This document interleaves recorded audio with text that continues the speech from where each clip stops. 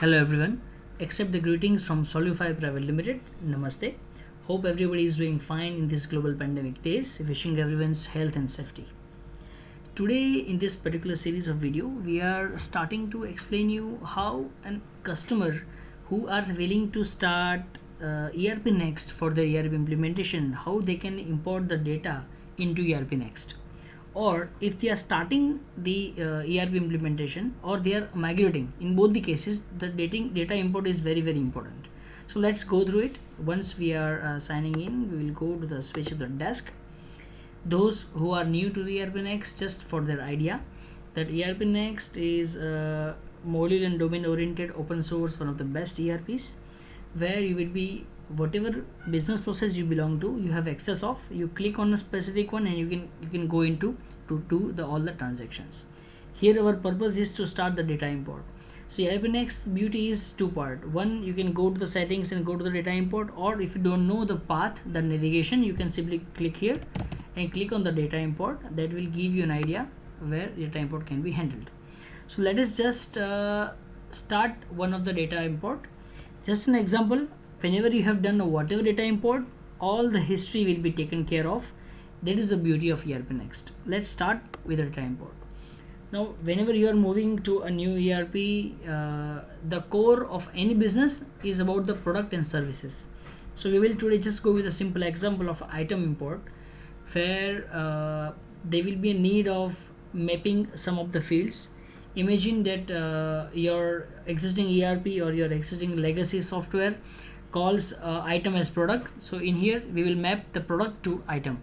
Imagine the name of a product in your ERP have called description. Here it's item name.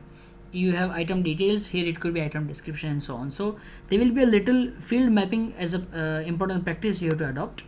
Let's simply start with the item. Here the products are called item in the ERP Next. So we are willing to start a new records. It's very important that you make sure you don't send emails for every import it happens. So we are disabling it, making sure. Let's go further.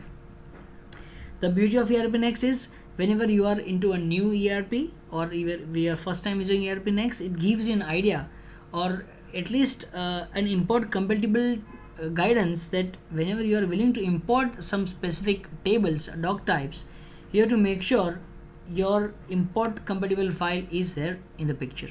So before you start an import, system gives an idea that you better have a template that gives you an option whether you want to have a blank template or whether you want to have some example template. So let's start with an example template and we'll pick some of the important mandatory fields to go with. Imagine I have item code, item group, default date of measure is very important, and I also want to set up the opening stock entries as well. Yes, I want opening the stock. I want to even maintain the stock. Yes, because in my old ERP this was the case. And then I can pick whatever option. Other option I don't think are mandatory, but we can still keep off. But let's see quickly if I want to use anything that is important. I think good enough. This is very good enough to start with. So some very basic fields to start with, and let's simply export some example records. I have exported and let me close. So if I export, I go to the CSV because I have imported the CSV file. So these are the example records I have kept into the mind. So let me just do one thing. I'll rather add some more.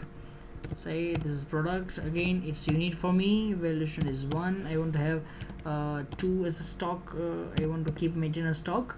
And I missed one thing that was about the item name. Let me add up the item name here. So I want to keep item name to be, let's say, Dell laptop. I want to then have a Lenovo laptop. Just an example to start with.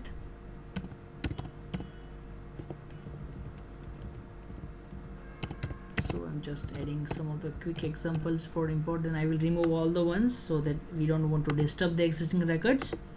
Here it goes. So I have just added this to be there. Let me import it back. I'm attaching it. Let me quickly do the pick of a file and let me upload. The beauty here is if your file has some technical format issues, it will give you an option that hey, some of the issues are there. If you still want to map columns, you can pick what column is mapping to what. So I'm okay with this. Let me start an import. While I'm importing, it might take a little bit time because I have added opening stock. So had it been without opening stock, it means it would just be an entry into the item table. But what if we have done here is we are importing the stock, we are importing the item with some initial stock. It means it will start creating a stock movement transactions. So this is going to happen. Had it been some error, some log, system would tell us immediately down to the road in here that what are the issues so far. So other important fields in other ERPs could be the product unit of measure could be many. There would be specific purchase unit of measure is different. In the sales unit of measure is different to see the status of the import. To see the option for sales UIM to be different and purchase UIM to be different. I think it has taken a little more time. Let me just check, refreshing. If there is any specific error, it will simply pause us immediately. Refreshing it again. Oh yes, it gets a success. So if you see the success, it's a nice breadcrumb that it goes. If there are show fail logs, we can see the fail logs. But right now they are successfully imported. So let me see 5 and 6, Dell and Lenovo. Let me click on Lenovo. Number 6. Wow, that's a nice dashboard saying what happened about time. Yes, vulnerability rate. I can even see the stock entry. Yes, it says 20 is incoming stock. If I go into it, so sometimes when you do a cycle count or when you do opening stock entry, this way is a very good one where you can pick the 20 entry, perfectly rightly mention when it was created, when it was transferred. So this is all about import into the data. So other than this, it could be giving a history when you imported what. So if you just see, this was the import success. Whenever you want to have a traceability when the stock was imported or manually created, you can keep a track of everything. Had it been logs, had it been issues, it would be showing into the fail logs in here. So that's the beauty of ERP Next. So as Solify Private Limited, we are willing to give you a service of ERP Next data migration. From ERP Next to ERP Next also possible, and from other ERP to ERP Next is also possible from us. So this was a lecture about data import. Data import gives you a facility to load more data even while using ERP Next as your system, or when you are migrating from other ERP to ERP Next, this is also a possible case. Thank you very much. For any suggestion concerns, please mail back to on contact@solify.in. Have a good day. Take care. Stay safe. Stay home. Thank you.